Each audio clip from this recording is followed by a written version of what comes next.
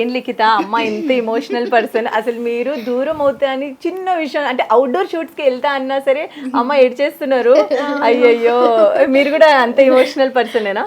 నేను కొంచెం అంతే. నేను కూడా ఉండలేను మమ్మీ లేకుండా, డాడీ లేకుండా, తమ్ముడు లేకుండా. తమ్ముడు ఎట్టున్నా సరే, ఎక్కడికి వెళ్ళినా సరే ఈవినింగ్ కల్లా ఇంట్లో ఉండాలి. మమ్మీకి కూడా అంతే. నేను ఏ షూట్కి వెళ్ళినా మమ్మీ ఉండాలి పక్కా. నేను రెడీ నేను అందుకే ఇప్పటికీ మా మమ్మీకి ఇప్పటికీ అందుకే నేను ఏ పని నేర్చుకొని ఇంట్లోనా ఐ స్టిల్ ఇంట్లో ఏ పని చేయను.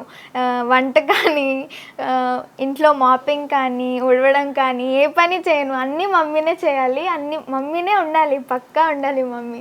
అందుకే నేను ఒక పని కూడా నేర్చుకున్నాను. అంటే మమ్మీతో అంత పని చేపిస్తున్నారని మమ్మీ ఎమోషనల్ అవుతున్నారా ఏంటి? నాకు అర్థం కాలే. అవునా?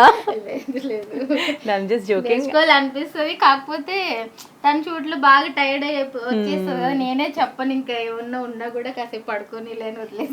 పాపని చాలా ప్యాంపర్డ్గా మీరు పెంచుతున్నారు. సో తన ఫ్యూచర్ గురించి ఏం ఆలోచించారు? తనకైతే ఇంట్రెస్ట్ ఉంది యాక్టింగ్ పైన.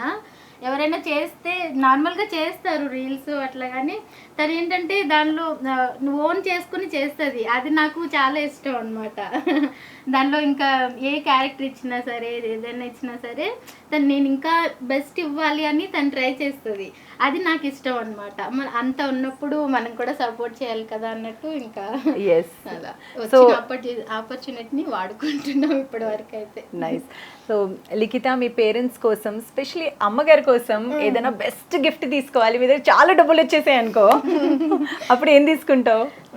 మమ్మీకి ఒక ఓపెన్ గార్డెన్, ఒక మంచి ఇల్లు, ఇండిపెండెంట్ హౌస్ అంటారు కదా, అలా మమ్మీకి చాలా ఇష్టం. గార్డెన్ ఏరియా, చాలా మొక్కలు పెంచుకోవాలి, మంచి స్పేషియస్గా ఉండాలి అని చెప్పి మమ్మీకి చాలా ఇష్టం అనమాట. నేను ఒకవేళ నాకు పక్కా ఇది ఉంటే పక్కా నేను అది ఫస్ట్ హౌసే ప్లాన్ చేస్తాను.